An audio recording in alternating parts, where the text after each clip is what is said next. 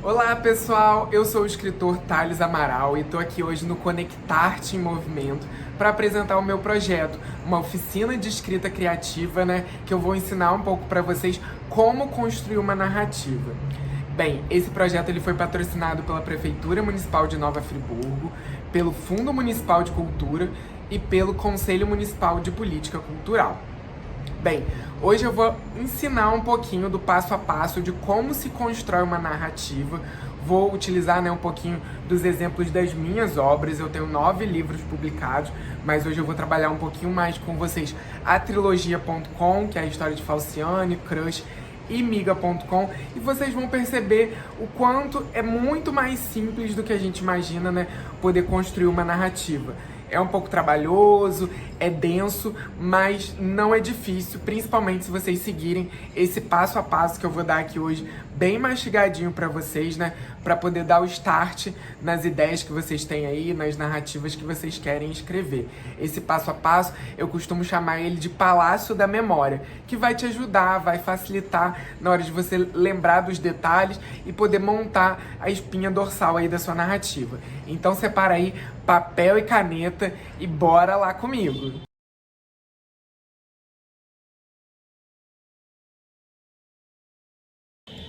Bem, mostrei aí rapidamente para vocês um pouquinho dos meus livros, E conto para vocês, não foi fácil construir todas essas histórias e eu gostaria muito que alguém lá atrás, quando eu comecei a escrever, Hoje eu tenho 27 anos, eu comecei a escrever desde muito pequenininho, publiquei o meu primeiro livro, terminei de escrever aos 14, publiquei aos 15.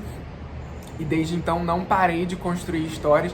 E confesso que se alguém tivesse me contado um pouco aí desse Palácio da Memória lá atrás, teria facilitado muito a minha vida. Então eu espero que possa ajudar vocês que têm a ideia aí de escrever um livro, de construir uma história. Espero que esse passo a passo possa ser bastante útil.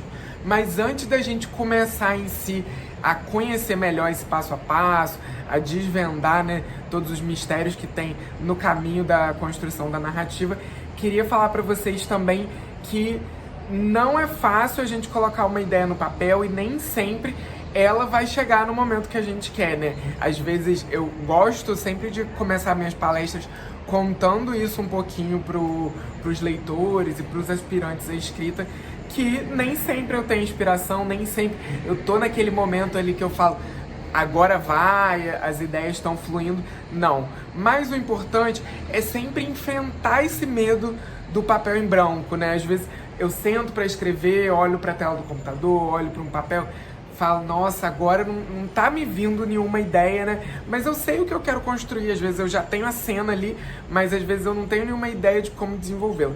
É importante enfrentar esse medo, é importante tentar escrever alguma coisa, Se desafiar. E aí, escreveu? Tá legal? Que ótimo! Bom que a gente enfrentou aquele medo, ele deu resultado. Não tá legal? Beleza, vamos fazer de novo, vamos tentar até com que ele flua, Acho bacana dividir com vocês essa experiência, que não é fácil também pra mim, e também contar um pouquinho como alguns autores enfrentam esse medo do papel em branco, Trouxe anotado aqui pra vocês que Maria Adelaide Amaral, ela fala que dribla o medo do papel em branco, quando ela tá com dificuldade de ideias, andando pelo centro da cidade. Ela acha que isso desencadeia as ideias aí na cabeça dela e ela consegue ser mais produtiva.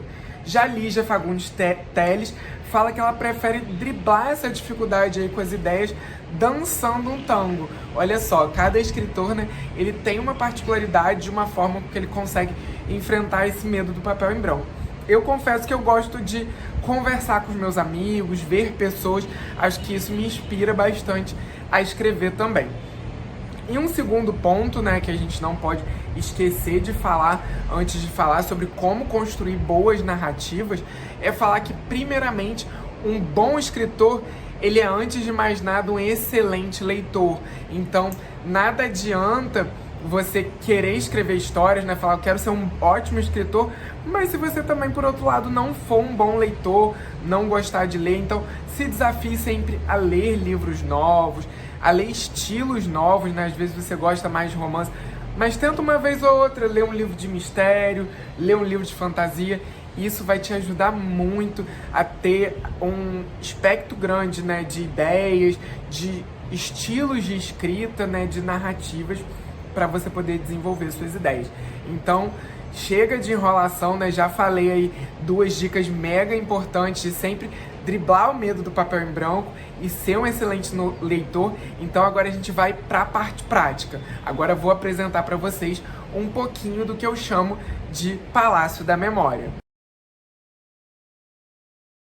Então, galera, o primeiro ponto mega relevante para você construir uma narrativa, né, sem o qual fica muito difícil que a gente consiga avançar, dar um passo à frente, é a própria história. Então, o primeiro ponto é se pensar na história. O que você quer contar, né? Então, vou exemplificar para vocês com a trilogia.com. Na história de Falciane.com, a protagonista Lola, ela acaba de chegar numa escola nova, o primeiro dia de aula dela dá tudo errado, mas quando ela sai das salas, barra num garoto, derruba o material dele todo, ela fica perdidamente apaixonada por ele, né? Que é o Ethan Frost, e ele é o crush da Lola. Então a saga dela na história inteira é conquistar esse crush, custe o que custar. Ela vai fazer do possível ao impossível. Então essa foi minha premissa inicial. Essa foi a história que eu defini que eu queria contar. Tendo essa história, a gente vai para o segundo passo. O segundo passo para a gente evoluir nesse nosso palácio da memória é definir o narrador. Então, a gente começou a falar de narrativas, a gente já tem a história. Agora, a gente precisa de um narrador. E aí você tem 3 opções de narradores e é importante você considerar todas as variáveis em cada um dos estilos de narrativa. O primeiro deles, o primeiro tipo de narrador, foi o que eu utilizei em Falciane.com, né, em toda a trilogia, que é o narrador, que a gente chama de narrador personagem, ou narrador em primeira pessoa, que é aquela própria pessoa que está vivenciando a história, é ela mesma quem vai narrar os fatos que estão acontecendo. Então, a Lola, ela é uma narradora personagem e é ela que conta tudo que acontece no dia a dia dela. Bem, esse ponto de vista, esse estilo de narrativa, né, de narrador, ele é muito bacana, né, eu percebo isso na minha experiência de escrita, para aproximar o narrador do leitor. Então, é como se a própria Lola estivesse contando para o meu leitor. Então, os leitores, eles se sentem mais próximos à realidade dela e é como se eu vestisse ali um manto e eu me transformasse na própria Lola. Ao mesmo tempo, esse estilo de narrativa, ele tem um lado contra, que é a sua visão enquanto narrador e até enquanto leitor vai estar limitada ali ao que aquele personagem vê, ao que aquele personagem sabe. Então, na minha história de Falciane.com, eu só sei o que a Lola sabe. Eu não consigo trazer para o leitor o ponto de vista do Ethan, que é o crush. Aí pode até ter um estilo mais avançado, né, de narrativa, que às vezes você prefere intercalar. Uma hora eu quero contar como se eu fosse a Lola, vamos supor, nos capítulos ímpares, e nos capítulos pares eu vou ser o Ethan, eu vou contar o ponto de vista do Ethan. Também, tudo bem, você pode explorar o ponto de vista desses 2 personagens aí enquanto narradores. Mas, ao mesmo tempo, você está limitando ali, você só consegue narrar para o seu leitor o que aquele personagem está vendo. Você não consegue trazer uma visão do todo. Por outro lado, você pode ter, sim, o narrador observador, que é um segundo estilo de narrador.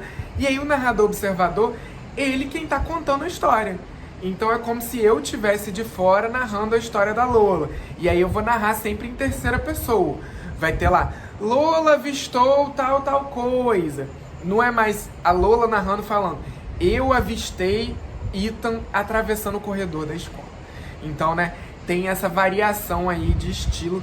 Então, quando você está na primeira pessoa, o verbo vai ser em primeira pessoa, você vai conjugar ali em primeira pessoa, você vai ser o próprio narrador da história, o próprio personagem.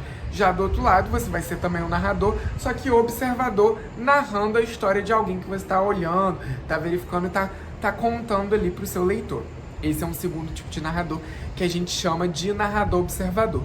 E aí a gente tem um terceiro tipo de narrador, que é uma evolução aí desse narrador observador, que é o narrador observador onisciente, que ao mesmo tempo que ele tá narrando ali o ponto de a situação que a Lola tá experimentando, que aquele personagem, o protagonista ali tá vivendo, ele também tem ciência de tudo que tá acontecendo. Ele pode narrar uma situação que tá acontecendo lá na sala da diretoria, que a Lola não está presente, mas ele pode narrar. Então, assim, ele pode contribuir mais, né, com outros pontos de vista, outras perspectivas para a história, porque ele é um narrador que a gente chama aí de onisciente. Eu gosto desse estilo de narrador também, mas eu acho ele mais difícil de aproximar o leitor do personagem, né? Fazer cativar o seu leitor logo de cara, como é mais fácil no narrador personagem, né? E aí eu uso até alguns recursos, às vezes um discurso indireto livre, que é o incluir uma fala do personagem, às vezes no meio da narrativa, aí eu jogo ali com itálico, como se fosse um pensamento do personagem. Acho que isso é bacana também, aproxima. Então, a gente deu o primeiro passo, que foi definir a narrativa, né, a história que a gente ia contar. A gente deu o segundo passo agora, definir quem é o nosso narrador, e aí partindo da perspectiva da trilogia.com, a gente definiu aí um narrador personagem, e agora a gente vai pro terceiro passo desse palácio da memória. Terceiro passo é a gente definir o lugar, o cenário onde vai se passar essa história, né? Então a gente definiu o que a gente está contando a história, quem está contando essa história, e agora a gente vai responder o onde essa história está se passando, né? Na história da trilogia.com, ela se passa dentro de uma escola, que é a Paradise Ride School, e uma escola lá nos Estados Unidos, no estado de Ohio. Então eu defini aí como o lugar da história, essa escola, e aí a partir desse lugar, que é um ponto obrigatório que eu defino na minha história, eu tenho aí algumas questões opcionais que você pode definir ou não, né? Mas é legal para sua narrativa também você definir, que são os cenários. Os cenários são pequenos fragmentos do seu lugar, digamos assim, né? Como eu defini aí o meu lugar em Ohio, que fica nos Estados Unidos, defini que esse lugar é numa escola nesse estado, né? E aí, a partir disso, eu posso definir pequenos cenários aí. Eu posso definir como um cenário a sala de aula ou o pátio, espaços comuns da escola, né, vão ser meus cenários. Então eu tenho cenas na biblioteca, eu tenho cenas na sala de aula, eu tenho cenas no refeitório, tenho cenas na sala do diretor, na cantina. Então eu posso explorar todos esses cenários. E aí eu tenho um outro cenário aí, que é um cenário secundário. Ele não é tão explorado na história, né, eu não uso tanto ele, mas pelo menos não em falciane.com, passei em crush.com, em miga.com, explorar um pouco mais também desse cenário secundário, que é a casa da Lola, né, no espaço que ela tá com a família dela. No primeiro livro, ela quase não tem muita troca com os pais dela, né, e aí eu comecei a explorar um pouco mais essa realidade familiar dela ao longo da trilogia. Mas essa é a definição do cenário que eu trouxe para a história, e é importante para vocês construírem a narrativa de vocês, pensarem também onde se passa a história. Então agora a gente vai para o quarto passo. O quarto passo, né, desse palácio da memória na construção das narrativas é definir quem são os personagens dessa história. Confesso para vocês que essa é uma das minhas partes favoritas, e essa é uma parte que eu viajo super. Eu acho que é um dos maiores baratos de ser o escritor, inventar pessoas, né? Inventar personagens, características. E aí, para inventar, eu tenho uma espécie de formulário com cada um desses personagens, né? Pelo menos os personagens principais da trama ali, onde gira tudo. Eu tento fazer algo bem esmiuçado, com bastante característica, para eu poder explorar bem. Então, assim, defino quem são os personagens. Escolho os nomes deles, nomes e sobrenomes. Alguns personagens, né, eu acho legal, que eu gosto de explorar isso também. Alguns personagens que não tem tanta participação, assim, relevante na história, às vezes eles não chegam a ter nome. Eu acho isso o maior barato, e eu exploro isso também de algumas referências que posso trazer pra vocês. Por exemplo, Vidas Secas. É uma família e dois filhos, os filhos da família, né, não, que é a mãe, sim, a Vitória, e o pai, Fabiano, os filhos não têm nome. Eles são sempre referenciados na história como o filho mais velho e o filho mais novo. E eu acho muito legal que os filhos não têm nome, Em contrapartida, que a cachorra, né, da família tem nome, a cachorra-baleia. Eu acho esse detalhe muito bacana e aí eu tento explorar isso. Igual que a gente vê também, às vezes, em filmes, novelas, desenhos animados. Por exemplo, no desenho animado das Meninas Superpoderosas, uma das assessoras lá de um personagem, ela nunca aparece o rosto dela, só aparece o corpo dela daqui pra baixo, né? A gente não consegue ver o rosto dessa personagem. E eu acho um detalhe ali da construção das histórias muito legal. Gosto de explorar isso também. Então, em falciane.com, né, o diretor da história é o diretor Laugt, que é o sobrenome dele. Ele não tem um nome ali contado na história. O professor de história é o Sr. Youngblood, que é o sobrenome dele também, né? E isso é um detalhe relevante também da construção de uma história que se passa fora do Brasil, é eu perceber como que as pessoas se referenciam às outras lá fora, né? Então, a gente percebe que existe um costume forte das pessoas serem referenciadas pelos sobrenomes, então eu explorei isso também na narrativa, né? Então a gente pensa nos personagens e aí é bacana a gente pensar o nome, a idade, o sexo e aí pensar também em aparência física e psicológica e aí enquanto não necessariamente a aparência psicológica, né, mas aspectos psicológicos daquele personagem. Ele é uma pessoa mais tímida, é mais extrovertido, é falante, então pensar nesses detalhes aí também para poder construir todos os seus personagens, né? Então, abuse bastante, pense bastante, gaste bastante tempo aí também construindo os personagens de forma bastante fidedigna, né? Para você poder explorar isso mais à frente. Então, construídos os personagens foram o 4º passo, agora a gente vai para o 5º passo. Gente, antes da gente começar agora no 5º passo, né, que eu vou falar sobre o tempo, é importante fazer um adendo no passo anterior em relação aos personagens, que é sobre quantidade, né? Não falei esse detalhe pra vocês, às vezes pode gerar essa dúvida. Não existe limite de personagens na sua história, só que pense que você... cada vez mais gente, né, de forma excessiva, que não vai ter contribuição para sua narrativa, pode dificultar o seu leitor em decorar todos eles, pode desanimar ele também. Vai ter hora que ele não vai saber quem é quem, né, na sua narrativa. Então, tenta trabalhar aí com um grupo enxuto de personagens que são realmente necessários para aquela narrativa que você definiu lá no primeiro passo que você queria contar.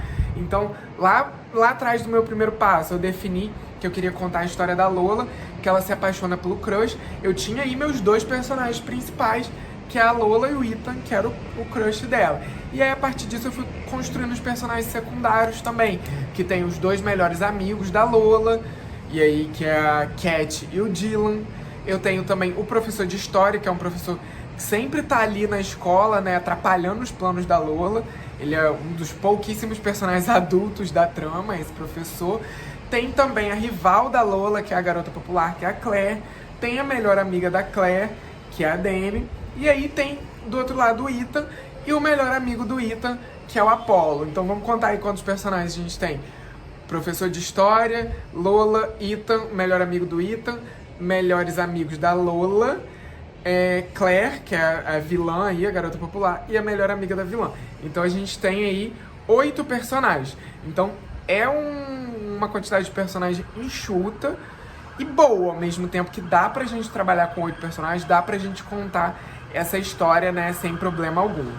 Agora que a gente fez esse adendo sobre os personagens, né, vamos falar propriamente sobre o 5º e último passo aí pra gente construir a base do nosso Palácio da Memória, né, que a gente já vai construir o topo dele, mas pra gente fechar essa base, a gente precisa definir o tempo. Se essa história vai se passar nos dias atuais, ou se ela vai passar no passado, se ela vai passar na década de 20, de 50, de 80.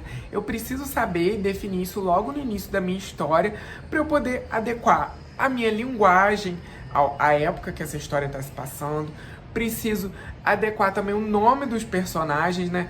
Todas as minhas histórias que eu já publiquei até hoje, elas se passam no tempo presente. Então, quando a gente passa no tempo atual, é até um pouco mais fácil a gente escrever, né? Mas nada impede de você querer construir um romance histórico.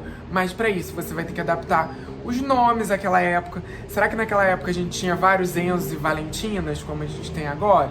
Então a gente precisa adequar os nomes, adequar a linguagem, a forma que as pessoas se referenciam, até os próprios objetos. Naquela época tinha celular, tinha computador. Então isso é uma pesquisa também que a gente tem que fazer logo no início da história, né? Quando a gente define tudo, e aí o tempo é um passo primordial também para a gente definir no início da escrita da narrativa.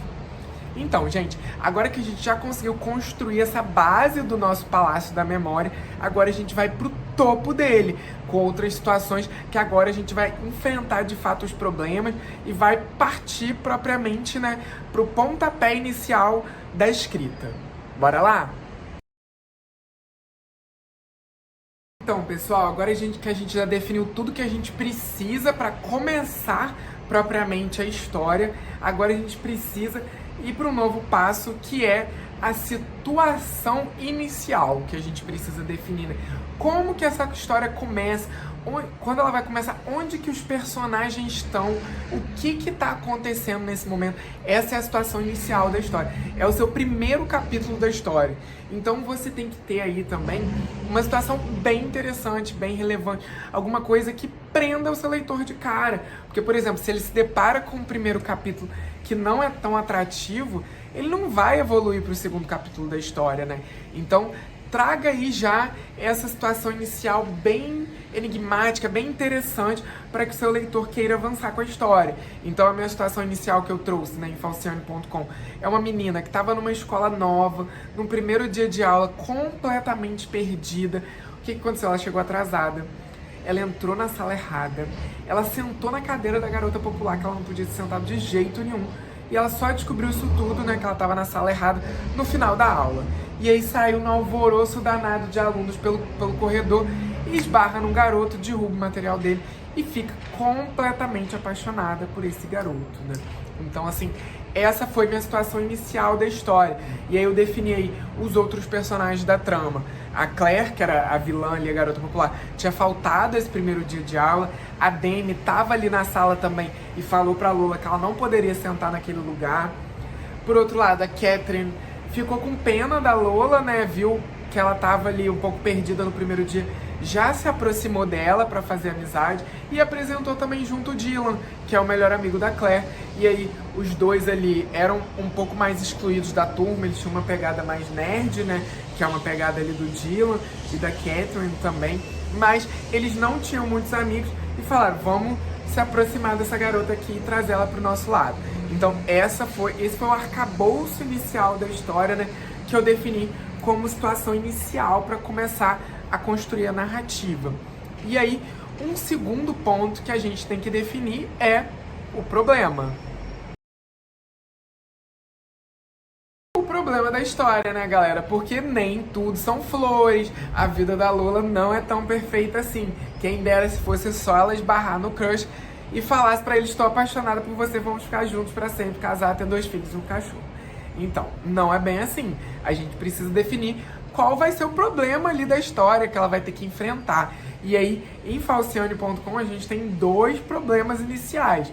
O primeiro problema ali que eu trouxe pra história é o fato de que o Ethan é o crush da escola inteira. Então, não é só uma pessoa por quem a Lola se apaixonou, é uma pessoa por quem a Lola e metade da escola se apaixonaram também, né?